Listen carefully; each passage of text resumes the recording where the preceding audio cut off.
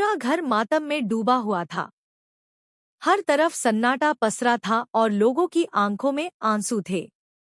किसी को भी यकीन नहीं हो रहा था कि सूरज अब इस दुनिया में नहीं रहा। परिवार के सदस्य टूट चुके थे और रिश्तेदार लगातार उन्हें संभालने की कोशिश कर रहे थे। घर के बीचों बीच सूरज की बड़ी सी तस्वीर रखी हुई थी, जिस पर फूलों की माला चढ़ी थी। सभी लोग उसकी आत्मा की शांति के लिए प्रार्थना कर रहे थे। लेकिन किसी को क्या पता था कि कुछ ही पलों में ऐसा होने वाला है जो वहां मौजूद हर इंसान की जिंदगी बदल देगा। शोक सभा शुरू हो चुकी थी।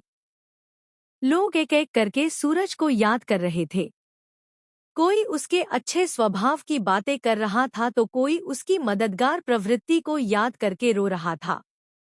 माहौल इतना भावुक था कि हर किसी की आंखें नम थीं। तभी अचानक बाहर से किसी के कदमों की आहट सुनाई दी।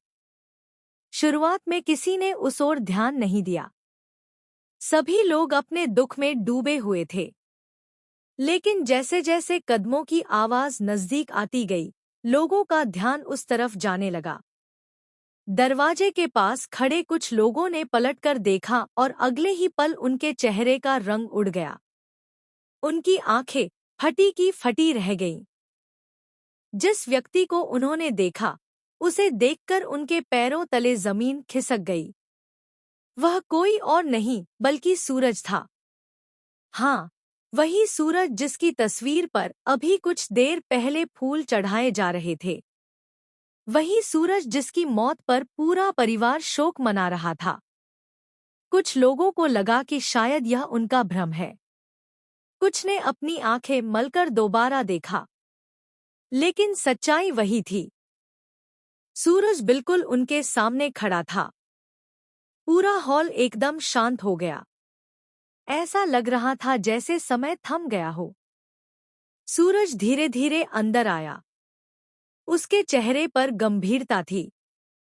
उसकी आंखों में एक ऐसा रहस्य छिपा था जिसे कोई समझ नहीं पा रहा था। परिवार के लोग उसे देखकर स्तब्ध रह गए। किसी के मुंह से एक शब्द तक नहीं निकल रहा था। अचानक सूरज की मां रोते हुए उसकी तरफ दौड़ी। उन्होंने उसे छूकर देखा, मानो यकीन करना चाहती हो कि वह सचमुच जिंदा है।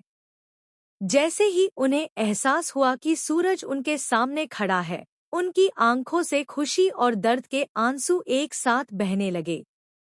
लेकिन कहानी का सबसे बड़ा मोड़ अभी बाकी था। सभी लोग सूरज से एक ही सवाल पूछ रहे थे। अगर तुम जिंदा हो तो फिर यह खबर किसने फैलाई कि तुम मर चुके हो?